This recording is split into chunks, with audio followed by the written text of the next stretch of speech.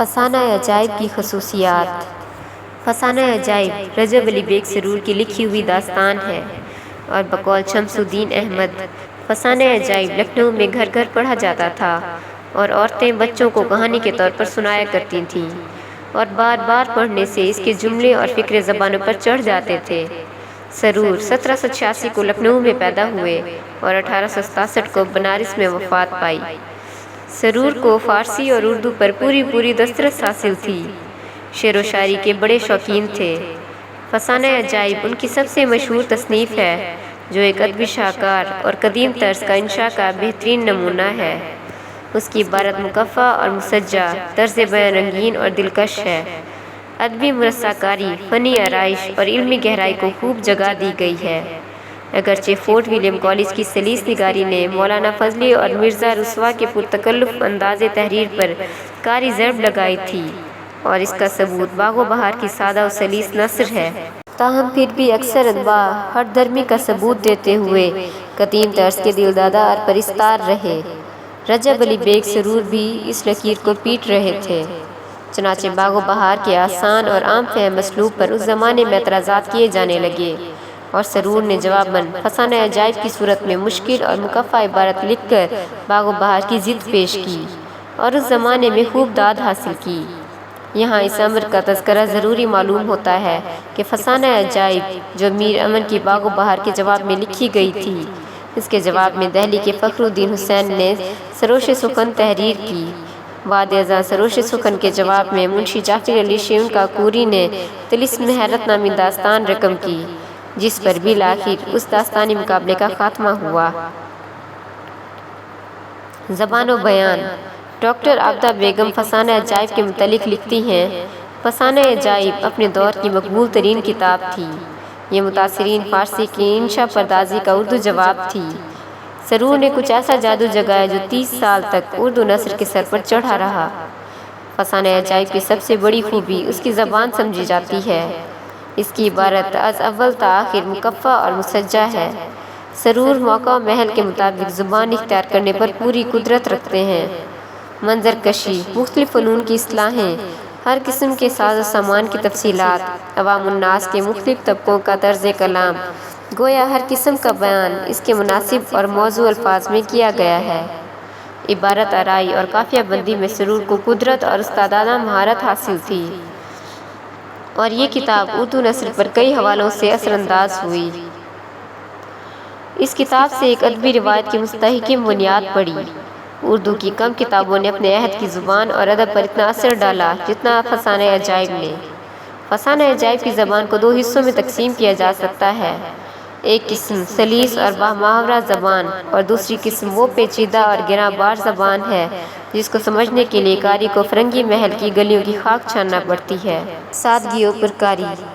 اردو کی کم کتابوں کو تعریف و تنقیص اور تعظیم و تحقیر کے اتنے متضاد تجربے ہوئے ہوں گے جتنے فسانہ عجائب کو سامنا کرنا پڑا۔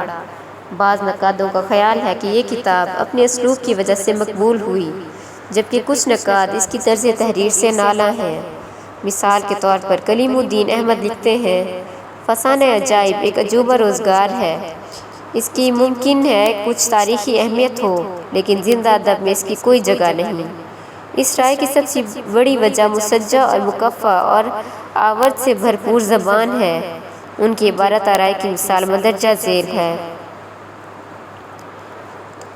اس نقش قدرت پر تصویر مانی و بہزاد حیران اور ثناء عاذر کی ایسی بات حقیقت کے روبرو پشمان۔ لیکن اس کے برعکس جو لوگ مرزا سرور کی مکفّہ اور مسجع اور دقیق نثر پر معترض ہیں، انہیں مرزا کا یہ اقتباس بھی دیکھنا چاہیے۔ اس جیسے بے شمار اقتباسات فسانہ عجائب سے نقل کیے جا سکتے ہیں، جن سے یہ ثابت ہوتا ہے کہ فسانہ عجائب میں سہل، ممتنع اور سادگی سے بھی کام لیا گیا ہے۔ شہزادہ گھوڑے سے اتر کر درگاہ کے پاس گیا، وسم سلام وجہ لایا۔ اس نے دعائے خیر دے کر چھاتی سے لگایا، کہا الحمدللہ تمہیں صحت و عافیت نے کامیاب کر دکھایا۔ اس لیے قمر الہدیٰ نے کلیم الدین احمد کی رائے کو انتہا پسند قرار دیا ہے۔ ان کا خیال ہے بلا شبہ اس انداز تحریر کو اپنایا نہیں جا سکتا، مگر یہ ایک دور، ایک تہذیب کا نمائندہ اسلوب ہے، اسے اسی نظر سے دیکھنا چاہیے۔ قافیہ پیمائی۔ سرور کے بارے میں یحییٰ تنہا کا خیال ہے کہ فسانہ عجائب اپنے خاص رنگ میں بہترین تصنیف ہے جس کی عبارت مکفّہ و مسجع ہے۔ یہ رنگینی اور قافیہ پیمائی فارسی تحریروں میں پائی جاتی ہے، لیکن اردو میں اس انداز تحریر کے آپ ہی موجود ہیں۔ سرور کی عبارت میں قافیہ بندی عام پائی جاتی ہے۔ وہ بعض اوقات اسی پیراگراف کے چند فقروں کو مکفّہ کرتے ہیں اور بعض دفعہ پورا پیراگراف مکفّہ ہوتا ہے۔ کئی بار وہ جملوں کو ہم قافیہ لاتے ہیں اور کئی بار اس سے زیادہ فقروں کو۔ جہاں مسلسل قافیہ بندی سے کام لیا گیا ہے وہاں قافیے بدلتے رہتے ہیں۔ ایسا بھی ہوا ہے کہ 2-3 جملوں یا ان کے اجزاء کے بعد قافیہ آیا ہے۔ آئیے سرور کی قافیہ و ہندی کی ایک مثال دیکھتے ہیں۔ اس رات کی بے قراری، گریہ وزاری، اختر شماری، شہزادے کی کیا کہوں، ہر گھڑی بحال پریشاں، سوئے آسمان مضطر نگراں تھا کہ رات جلد بسر ہو جائے، نمایاں رخ سحر ہو۔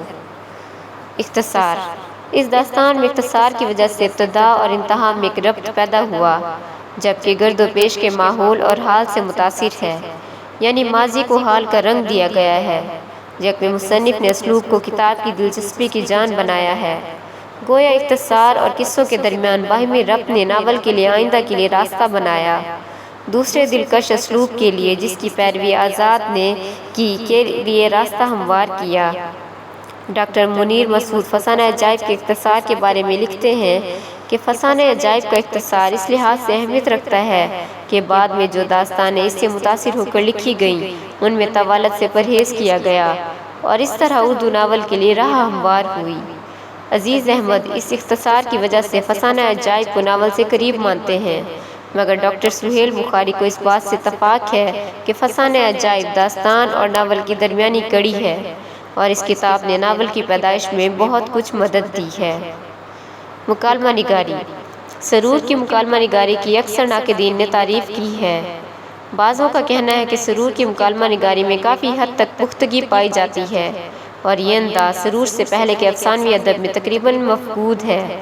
سرور نے مکالمات میں لکھنوی لہجہ اور مزاج اپنایا ہے اور ہر کردار کے سماجی مرتبہ و حیثیت کے مطابق اس سے بات کہلوائی ہے۔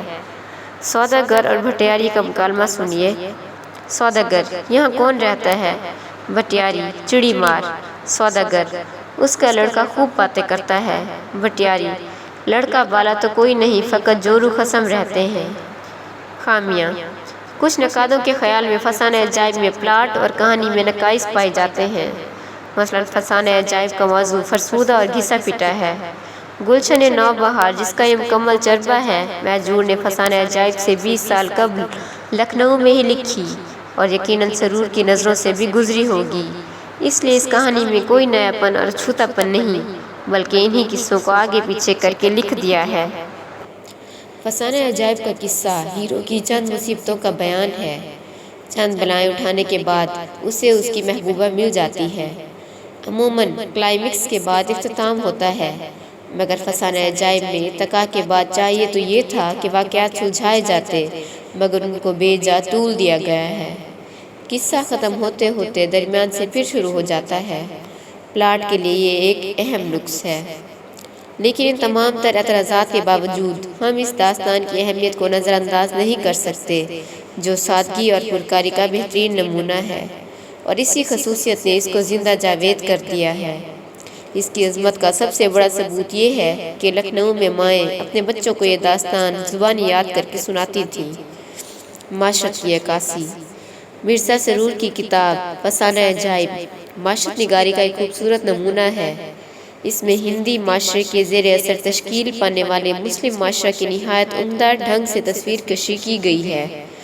اس کے دیباچے میں لکھنؤ کی جو مرقع نگاری کی گئی ہے اس میں لکھنوی تہذیب کے خد و خال واضح دکھائی دیتے ہیں۔ اس سلسلہ میں رام بابو سکسینہ کا یہ بیان ملاحظہ فرمائیے۔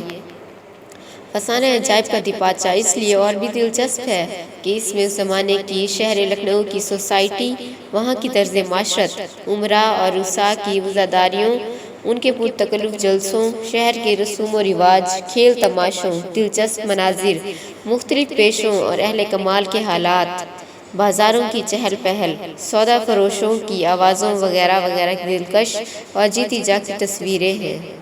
لکھنؤ کی تصویر کشی: فسانہ عجائب کے کردار اگرچہ غیر ملکی اور مافوق الفطرت ہیں، لیکن سرور نے جہاں کہیں ان کے ماحول اور معاشرت کا نقشہ کھینچا ہے، وہاں ہندوستانی معاشرت بالخصوص لکھنؤ کی تہذیب و تمدن کو پیش نظر رکھا ہے۔ انہیں اپنے وطن لکھنؤ سے بے انتہا محبت ہے۔ انہوں نے لکھنؤ کی ہر طبقہ فکر، اس کے رسم و رواج اور چال ڈھال کی بات کی ہے۔ ان کو ناز ہے کہ ان کا شہر لکھنؤ رشک جناح اور حور و غلماں کا مسکن ہے۔ یہاں کے باشندے ڈکی فہم اور انصاف کی گرویدہ ہیں۔ ان کا دعویٰ ہے کہ اس شہر کو دیکھ کر دنیا کے کسی شہر کو دیکھنے کی حسرت باقی نہیں رہتی۔ وہ اس شہر کی گلی کوچوں، نان بائیوں، مٹھائیوں اور کھانوں کا ذکر اس ڈھب سے کرتے ہیں کہ محسوس ہونے لگتا ہے کہ ہم خود کو ان گلی بازاروں میں پہنچ گئے ہیں اور جیتے جاگتے کرداروں کو اپنے اپنے کام میں منہمک دیکھ رہے ہیں۔ سرور کی زبانی لکھنؤ کا حال سنیے۔ عجب شہر گلزار ہے، ہر گلی کوچہ دلچسپ باغ و بہار ہے، ہر شخص اپنے طور پر باوضع کا تادار ہے، ہر چند ہر محلے میں جہاں کا ساز و سامان مہیا ہے، لیکن اکبری دروازے سے جلو خانے اور پکے پل تک صراط مستقیم ہے۔ کیا جلسہ ہے! نان بائی سلیقہ شعار، شیر مال کباب، نان نہاری جہاں کی نعمت، اس آبداری کی جس کی بو باز سے دل طاقت پائے، دماغ معطر ہو جائے۔ امرت پرستی۔ جس طرح اردو فارسی غزل میں امرت پرستی کی جھلکیاں ملتی ہیں، اس طرح سرور کے ہاں امرت پرستی کا تذکرہ موجود ہے۔ لگتا ہے کہ لکھنؤ کے لونڈوں کے بھی عشاق تھے۔ سرور نوخیز چھوکروں کا تذکرہ یوں کرتے ہیں: جب ابو تراب کے کٹرے میں جا میاں خیراتی سے کسی خیرات میں خط بنوایا، 12 برس کے سن کا لوگوں کا مزہ آیا، 4 پہر کھوٹی ٹٹولی پتہ نہ پایا، کاتب قدرت کا لکھا مٹایا، ایسا خط بنایا۔ رسوم و رواج۔ سرور نے داستان کے کرداروں کی معاشرت میں بھی لکھنوی معاشرت دکھائی ہے۔ جہاں کہیں رسوم و رواج کا تذکرہ ہے، وہاں لکھنوی رسوم کی عکاسی کی گئی ہے۔ مثال کے طور پر مشکل کشا کا دانہ دینا، امام جعفر صادق کے کنڈے بھرنا، دودھ کے کوزے بھرنا، ساماہی کے روزے رکھنا، سکائے سکینہ کا علم چڑھانا وغیرہ۔ داستان میں جب شہپال کی بیٹی جادو کے عمل سے جان عالم کے لشکر کے نصف جسم کو پتھر کا بنا دیتی ہے، تو شہزادوں کی خدمت پر مامور خادمائیں مصیبت سے چھٹکارا پانے کے لیے منتیں ماننے لگتی ہیں۔ کوئی کہتی ہے ہمارا لشکر اس بلا سے نکلے تو مشکل کشا کا کھڑا دونہ دوں گی، کوئی بولی ساماہی کے روزے رکھوں گی، کسی نے کہا سکائے سکینہ کا علم چڑھاؤں گی، چہل میں بریک کر کے نظر حسین پلاؤں گی۔ توہم پرستی۔ داستان کے مطالعہ سے ثابت ہوتا ہے کہ مرزا سرور کے دور کا لکھنوی مسلم معاشرہ ہندو معاشرہ ہی کی طرح توہمات کا شکار تھا، اور اس میں پیدائش اور شادی بیاہ کے موقع پر پنڈتوں اور جوتشیوں وغیرہ سے زائچے کھنچوائے اور ساد و نجس ساعتوں کی دریافت کرنے کا رواج تھا۔ سرور نے بادشاہ کے دربار میں پنڈتوں، جوتشیوں اور مالوں کا ہجوم دکھایا ہے۔ یہ دوسری لوک داستانوں میں بھی نظر آتا ہے۔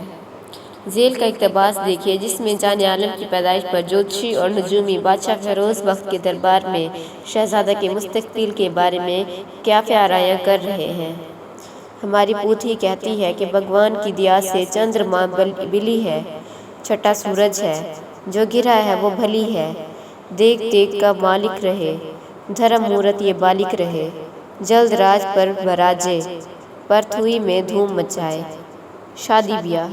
جان عالم کی شادی کے موقع پر مہندی کی جو رسم دکھائی گئی ہے، ہندوؤں کے علاوہ ہندی مسلمانوں میں بھی پائی جاتی ہے۔